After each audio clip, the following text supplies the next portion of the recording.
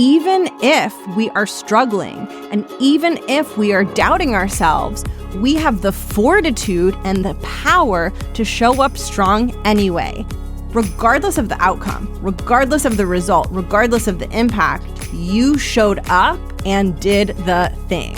When you take an action outside of your comfort zone, you stretch yourself, you do something that is new and hard and challenging and different, you have this sense of pride and this sense of ownership over your own path, and that really helps you grow your confidence.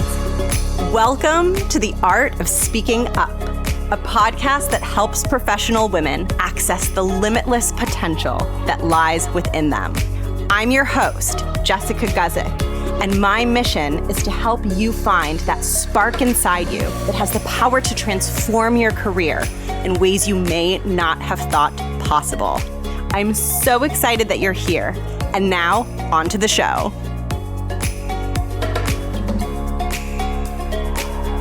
Welcome to the podcast. Thank you so much for tuning in. My name is Jess. I am the host and creator of the Art of Speaking Up podcast. I used to have a career in the corporate space, and I built a very successful career as a corporate executive. I started my career at McKinsey, a global management consulting firm, and then went into the more corporate space and worked my way up to an executive position and built a career I was super proud of. And I started this podcast years ago because of how much I struggled to build the confidence required to make those outcomes happen in my corporate career. When I was starting out my career and several years into my career, I had big struggles with imposter syndrome, finding my voice, feeling like I belonged. Like I felt like I was not as smart as other people. I felt this sense of like I shouldn't be here and I'm not as good, I'm not as worthy. And I started this podcast because I really felt like this wasn't being talked about in a big enough way or a transparent enough way. And I started this show both to encourage other women who might be really ambitious, but struggling with the imposter syndrome, struggling to believe in themselves. I wanted to help you see and believe that you can do it. You are capable. You can build a career path you desire. And I also wanted to share what I learned along my journey, because I feel like I took a little bit more time than necessary to figure out some of these things and to grow my confidence. And I didn't really realize how much power I had to change how confident I felt. It felt very out of my control. And when it comes to building confidence, even though it takes time and effort, it's something that we can choose to do. We aren't stuck in whatever default state we're in. And I started this show, and then I eventually became a full-time podcaster, and now I'm a full-time career coach because I wanted to share with you what I've learned in terms of speeding up the process of building confidence and learning to believe in yourself and work past some of the internal mindset barriers and imposter syndrome that is really keeping you from showing up as the biggest, fullest version of yourself. And today's episode is very much in line with that because I'm diving deep into mindset. I love mindset work, and I think it's so important that when we're doing professional development work that we are going beneath the surface and we're not just focusing on surface level tactical skills, but we're also complementing those tactical skills with deeper mindset work. Because truly, when you grow your belief in yourself, you strengthen your mindset, you strengthen your internal resilience, you are so much more effective in your role. And you pair that internal strength that you're building, that rock solid, unstoppable mindset, you pair that then with really strong execution skills, really strong communication skills, really strong leadership skills, and you become wildly effective because you have the confidence and strength that you need on the inside to be bold and courageous and show up and speak like a leader, but you also have the skills to do that with a level of precision and finesse that makes you really effective and makes you look good. So I'm all about talking about both. I'm all about going beneath the surface into the mindset, and that is what we're doing today. We're talking about how to strengthen your mindset so that you can take powerful action that helps you grow your belief in yourself and your capabilities. I'm so excited for today's episode. I'm going to be sharing a framework with you called red light, yellow light, green light. And it has been so helpful for me, and I hope it'll be so helpful for you too in getting yourself to take brave action. Because as I'm going to be talking about, Brave action is one of the biggest ways you build your confidence. When you take an action outside of your comfort zone, you stretch yourself, you do something that is new and hard and challenging and different, and you show the F up for it, and you show the F up for yourself, you have this sense of pride and this sense of ownership over your own path, and that really helps you grow your confidence. And so I want to give you a tool to help you do that. Before I dive in, I have an important, very time-sensitive update. As you know, I usually open doors to my group program, the Art of Speaking Up Academy, around this time of the year. And for this round, things are going to be a little bit different. So I want to make sure that you have all the information that you need for enrollment so that you have the opportunity to join the next cohort of this program. The Art of Speaking Up Academy is my group program where I support you through my curriculum that I have developed. I support you in growing your confidence. And like I mentioned before, really building that belief in yourself and also developing best-in-class communication skills so that you know how to communicate in a way that is clear, concise, effective, persuasive, and in a way that has people seeing you as a highly capable leader. Your communication is one of the most potent signals that you send out to leaders and people in positions of influence in your organization. It's one of the most potent signals that you send out about how competent and capable you are. You want your communication to be as strong as possible so that you can send out a strong signal of your own competence. And you really want to be able to seize those opportunities where you're in forums and meetings and discussions with your boss, with leaders, with executives. You want to seize those opportunities as moments to stand out and make a solid impression. And to do that, you need to have rock solid confidence in yourself because those situations can feel intimidating, so they require big confidence. And you have to have communication skills that are at the level of those audiences. And in the Art of Speaking Up Academy, I offer you both. And you go through the curriculum in a simple step-by-step way. I aim to make it very simple and streamlined, not difficult and complicated. I want it to feel bite-sized. I want it to feel seamless. I want it to feel smooth because that is what sets you up for success at every step along the way. The Art of Speaking Up Academy is a bit different than other programs because it does go beyond the surface level communication skills and also into the deeper mindset work to help you feel more confident about yourself, to help you become more resilient in the face of challenges, and to help you believe more in yourself and your capabilities. Because having a strong, impressive voice is not just about having rock solid communication skills and knowing how to communicate with leaders, but it's also about having really solid belief in yourself. And that's something that you get to work on in the Art of Speaking Up Academy. For this round of the Academy, I'm initially only opening enrollment to those on the Art of Speaking Up Academy waitlist. And I may not be opening enrollment more publicly on the podcast because last time I opened enrollment to the waitlist, there were no spots left after that. So what this means for you is that if you think you might even be interested, even if you're not sure, but if you might be interested in getting a spot in the next cohort of the Art of Speaking Up Academy, make sure you are on the wait list because then you will have the first opportunity and possibly the only opportunity to enroll in the next cohort. And I'm offering a really, really attractive bonus for those who do hop on the wait list and enroll during that initial enrollment period that I'm offering only to the wait list. So in addition to everything that you already get in the Art of Speaking Up Academy, you will get a full-length coaching session with me, and you will also get an invitation to a workshop where I will be teaching you exactly how to speak about your skill set. So when people ask you about yourself, why you're a fit for the role, why you should get this promotion, you are going to have a clear answer to that question that is easy to deliver, that you feel really good about. I'm going to walk you through that, and you're going to come away with that deliverable from this workshop. So if you want to make sure that you have a chance to get a spot in the next cohort, you want a full-length 50-minute one-on-one coaching session with me included in your enrollment, and you want an invite to a workshop where you're going to learn how to speak about your skill set in a way that is impactful for your audience as they are deciding whether they want to hire you or offer you that promotion, If you want all those things, make sure you are on the waitlist. Enrollment will be opening to the waitlist on November 1st. You can add yourself to the waitlist at jessguzikcoaching.com/academy. It is a prerequisite for you to get access to those bonuses and possibly also for you to just get a spot in the cohort. I will drop the link below for you to add yourself.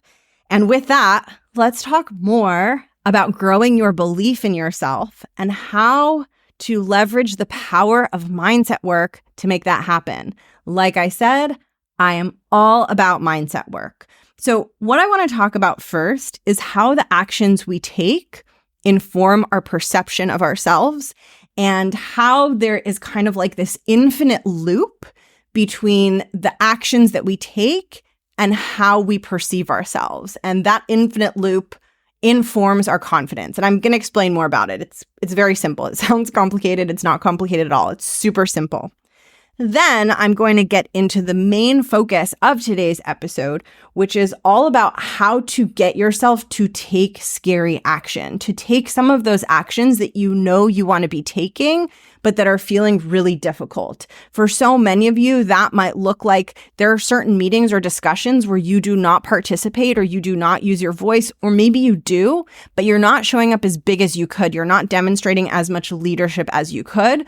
And you really need to be speaking up more frequently with more confidence and just more ownership and belief that your ideas and your thoughts and your contributions are rock solid.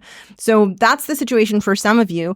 Maybe for some of you, the action you want to take is to be more proactive in the way you execute your role and to be leaning in more when it comes to leading the various work streams that you have.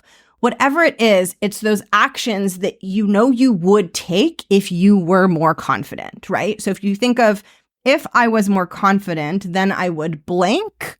Whatever goes in the blank for you, those are the stretchy actions that are actually going to help you build your confidence. Okay, so let's talk about why taking bold action helps you grow your confidence. So part of our confidence comes from how we understand ourselves. I like to use a term called self-concept. Our self-concept is our concept of who we are. It's how we think about and describe ourselves in our own minds. So kind of like, when you see a photo of like a speaker and there's a little bio about them or a blurb about who they are. I think about our self-concept as it's sort of like the blurb that we have about ourselves in our own minds, right? So we're all walking around with some thoughts about who we are. And for a lot of us, and you might experience this too, we have a lot of negative things in that blurb. Like we can be really hard on ourselves and we can be really harsh and underestimate ourselves. And when we underestimate ourselves and we have negative thoughts about ourselves, it can really get in the way of us feeling confident and taking confident action. Now, one of the ways that we can strengthen our self-concept and have that little bio, that little blurb about who we think we are, be more positive, be more filled with all of our talents and all of the amazing things that we do.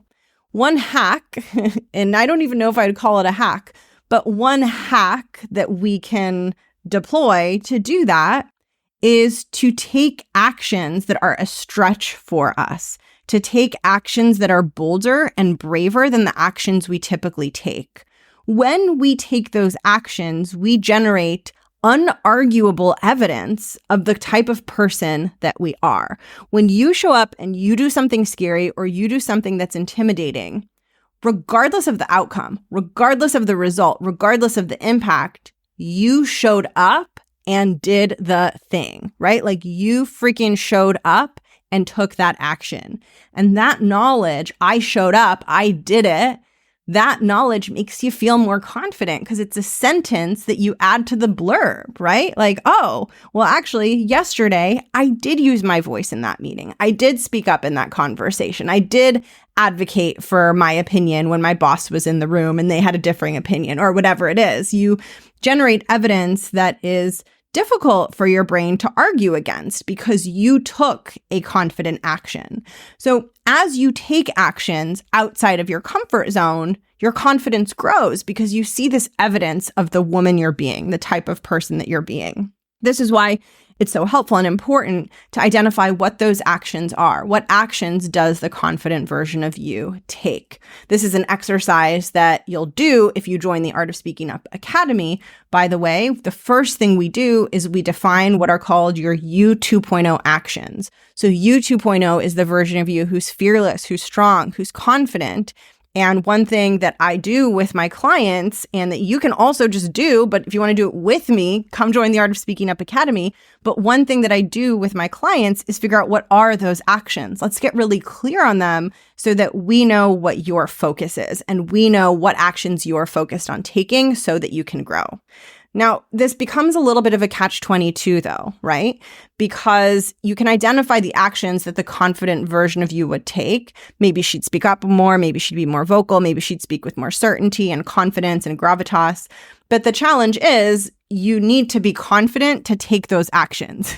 So the actions that will make you confident are the actions that require you to be confident to take them. So you see the catch-22, right? To take the actions that will make me confident, then I have to be confident. But to be confident, I have to take the actions. But to take the actions, I have to be confident. Oh my God, I'm confusing myself with this. But this is why growth is hard, right? Like this catch-22, this infinite loop is why growth is hard, because we're trying to take an action that's a stretch for the current version of us, an action that's a stretch for who we are.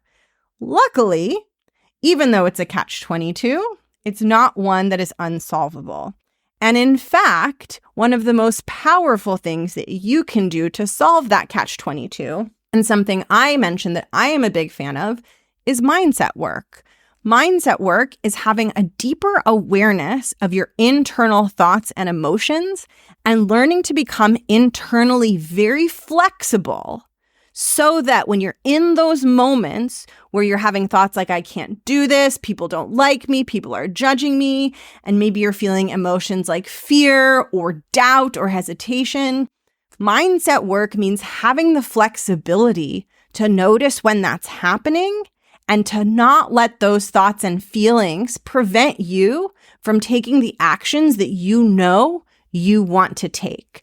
Mindset work makes us more flexible. It makes us more resilient. It puts us in a position where even if we are struggling and even if we are doubting ourselves, we have the fortitude and the power to show up strong anyway. How freaking cool is that? I have chills just thinking about it, talking about it. How cool is it that even if we are struggling and even if something is really difficult for us, that doesn't have to limit us? Mindset work is the art of learning how to not let those things limit you. And it truly can make you feel so capable and so powerful as you see yourself pushing past obstacles and hard situations that used to stop you dead in your tracks. It is one of the most incredible experiences to see yourself be able to move through something that used to be a blocker for you. It's why I love this work so much. It's why I love coaching so much, because I get to watch people do this. And while it's cool to watch people be successful, it's way cooler to watch people be successful at something they had previously struggled with. Like that is 100 times more compelling to me. And that is what we're talking about in today's episode, is how to show up powerful when things feel challenging. And by the way, what happens as you show up powerfully when things feel challenging is that those very same things start to feel less challenging over time. Because if you experience a challenge over and over, and you move through that challenge successfully over and over, you will likely become much less afraid of that challenge over time. And that challenge eventually will go from feeling like a challenge to just being a regular thing that you do. And there are probably examples that you can think of things that used to feel like a challenge to you that no longer do, because you successfully completed them and navigated them enough times that you started to realize and it started to connect for you that it's not even really a challenge anymore. Mindset work helps you speed up that process. It helps you speed up the process of taking something from a challenge to something that you feel equipped to move through. Now, of course, it depends on how big or small the challenge is. That is going to inform the timeline and what it looks like for you to be able to easily navigate that challenge. But mindset work is like putting your foot on the gas and accelerating that process and getting intentional about making that challenge feel more manageable to you over time. And this grows your confidence enormously. And so today we're talking about mindset work. We're talking about that extra ingredient that helps you break out of this catch-22 of like, I need to take confident actions, but in order to take those actions, I need to feel confident, but I don't feel confident. Mindset work can help you break out of that loop and take the action that felt too hard or too difficult or too scary. And I'm going to teach you a framework, like I said, called yellow light, red light, green light to help you take bold action. So first, I want to just explain at a high level where this framework comes from, because it's going to help you internalize what I'm sharing. So I have recently gone through a shift in my driving style. I'm so scared to share with you about my driving because I'm such a bad driver. So this feels very vulnerable for some reason. I'm not a good driver. I don't love it. It's not that I hate it, but I don't see myself as someone who's a good driver. Also, I live in LA and there's just a lot of really dangerous drivers. So I kind of always have this fear like about that. And I feel like I have to be an even better driver to avoid the dangerous, scary drivers that there are so many of. Anyway, side tangent. But a change that recently happened with me, which I feel like is for sure connected to my own psychological growth and development. But I used to be someone who slows down at yellow lights. So if I'm driving and I see that a light is yellow or turning yellow or about to turn yellow, my default was I slow down and I let it turn red. And some people have gotten really mad at me for this reason and have honked at me a lot, but that used to be my driving style. I noticed though, in the past few months, I don't know where this came from, but I suspect it's like an unconscious sort of thing that's happening as I'm growing and I'm becoming a more confident human. And, I'm on my own journey with all of these tools.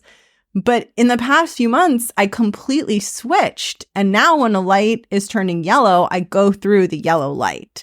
I have pivoted from being someone who slows down at the yellow, waits for it to turn red, and stops at the intersection to someone who doesn't do that.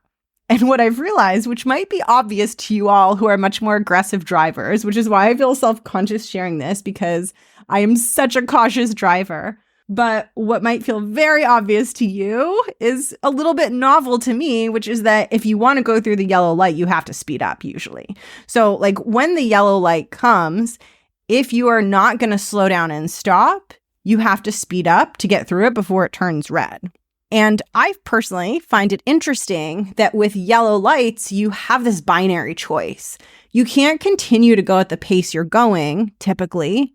Typically, you have to either slow down or speed up. And what I noticed with myself is that as I learned to go through the yellow lights, y'all, like I'm in my mid to late 30s. So I guess it's taken me time to learn this. But hey, listen, we're all on our own timeline. Like I mentioned, every timeline is different. But anyway, as I was becoming more in the habit of just going through the yellow light, I could feel my old habit come back, and part of me wanted to press the brakes and slow down for the yellow light. So sometimes I'm in this in-between place where my brain is like, slow down. And I'm like, no, but like I want to speed up because I want to make it through the yellow light. And I have to make a decision, right? Like the thing with yellow lights is you can't hesitate, you can't flip-flop, you can't go back and forth, because you don't want to like slow down and then speed up and then end up going through it and then end up running a red light because you were like being indecisive and flip-flopping. You want to make that firm decision one way or the other. So I've had to learn to override that urge to slow down in this new phase of my more aggressive style of driving. If you are a slow driver, let me know. Shout out to the slow drivers. I have made so many people annoyed by how cautious I am, but listen, I'm working on it. Okay. So anyway, I think about difficult, scary, uncomfortable, challenging situations as being like yellow lights. And what happens when you are in a situation that feels intimidating or overwhelming? Maybe it's a meeting where leaders are present. Maybe it's a meeting where you're not one of the more experienced people in the room. Maybe you feel self-conscious. I think about those as yellow lights. And the reason I think about them as yellow lights is because just like a yellow light, like you're either going to slow yourself all the way down and be quiet and hide and not speak and not contribute. Like you're probably either going to be really putting your foot on the brake or really putting your foot on the gas. Because with a difficult situation, if you don't really put your foot on the gas, it's going to be really hard for you to take the scary action. Just like it's hard to go through the yellow light without putting your foot on the gas. You have to accelerate so that you can get past it in time. Similarly, when you're in a situation that feels challenging, if you want to stretch yourself and take action, you can't just be in regular driving mode. You're going to have to put your foot on the gas and accelerate to get yourself through it.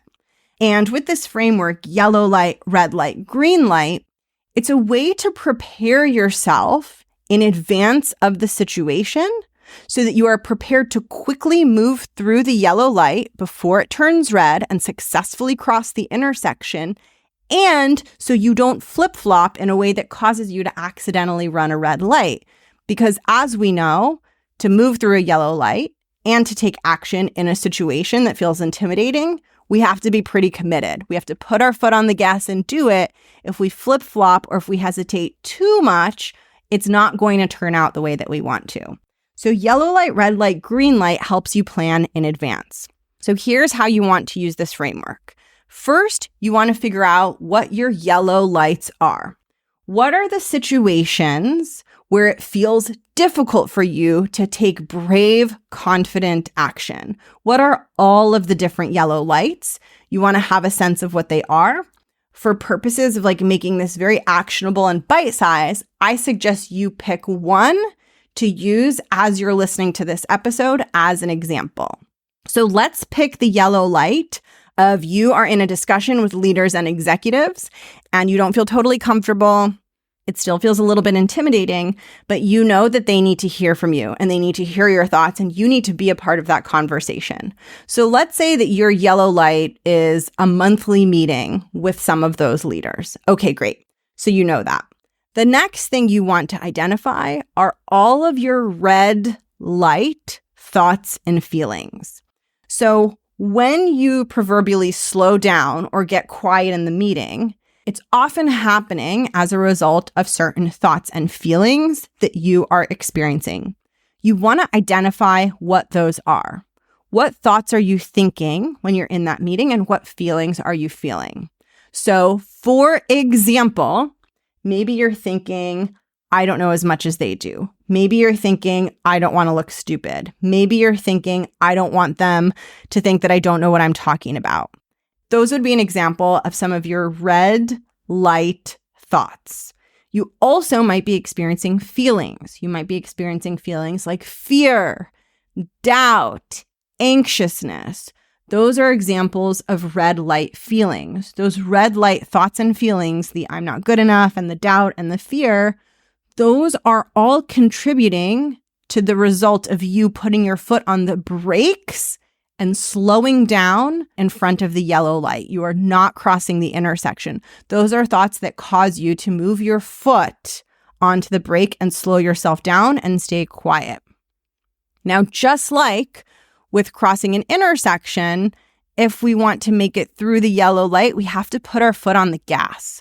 So the final part of the framework is identifying your green light thoughts and feelings that are going to help you put your foot on the gas to take action in that yellow light situation, even if it feels difficult. This helps you because when you plan ahead, you can anticipate for the red light thoughts and feelings that are going to slow you down. And when you know they're coming and when you have a plan for how you're going to respond to them internally, you have a mindset plan for how you're going to handle that obstacle, you are going to be more likely to be able to put your foot on the gas and move through the intersection. So you want to identify green light thoughts and feelings that are believable to you. This is so important. Your green light thoughts are thoughts that help you put your foot on the gas and take powerful action. Now, where some people get stuck on this is they kind of go down the route of affirmations. I'm amazing. I am confident. I am blah, blah, blah. They come up with affirmations and the affirmations aren't working. Part of the reason that happens often, not always, but often, is because you don't actually believe those thoughts. Like, you don't believe that you're confident. You don't believe that you have what it takes. When you're in that moment of feeling doubtful and feeling hesitant, you don't believe in those positive affirmations. So it's like they bounce right out of your brain. You want to identify green light thoughts that are true, that are actually true, and that are believable to you. So an example of a green light thought that is true and believable and could help you put your foot on the gas and take brave action in that scary situation and use your voice in that conversation or meeting. An example of a green light thought would be, I want to help. Most of my clients can get on board with that thought very easily. I want to help. They don't have to argue with themselves about it. They don't have to convince themselves of it. They genuinely want to help. And so that is a useful thought that can help you get through the green light. Another one is, I can do hard things. That is way more believable than I'm amazing, I'm the best, right? Those amazing, I'm the best type of thoughts and affirmations are hard to wrap our minds around. But have you done hard things? Can you do hard things? That is so much easier, right? Another really good one that is so powerful is, I have done harder things before. Often when you're struggling in a situation, you're forgetting all the times in your life where you've done really hard things that are way more difficult than that meeting, that difficult work situation. You're forgetting about those. And when you remind yourself of that in the moment, it can help you feel courageous and determined to speak up and use your voice and stretch yourself. So those are examples of green light thoughts.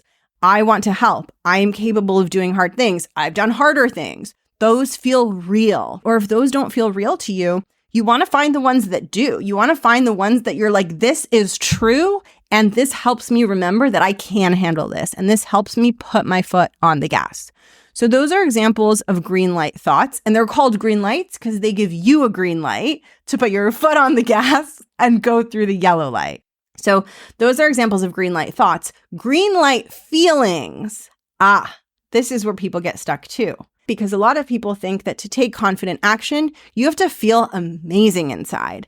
And this isn't true. There are so many green light feelings that are useful that don't require you to feel like unicorns and butterflies and daisies. So here are some examples of green light feelings that can help you take powerful action in difficult situations. One example is determination.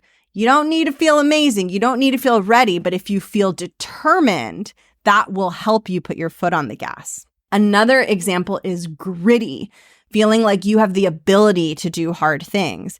Another example is resourceful, feeling like you'll figure out a way through it. Those feelings like determined, gritty, resourceful, those are all feelings that are often more accessible in moments where you are feeling challenged. And often people try to reach for feelings that are inaccessible in the moment where they feel challenged. They try to reach for feeling good, amazing, happy, positive. That might not be possible. You want to set yourself up with green light thoughts and green light feelings that are accessible to you in the heat of the moment. That is how you set yourself up for success.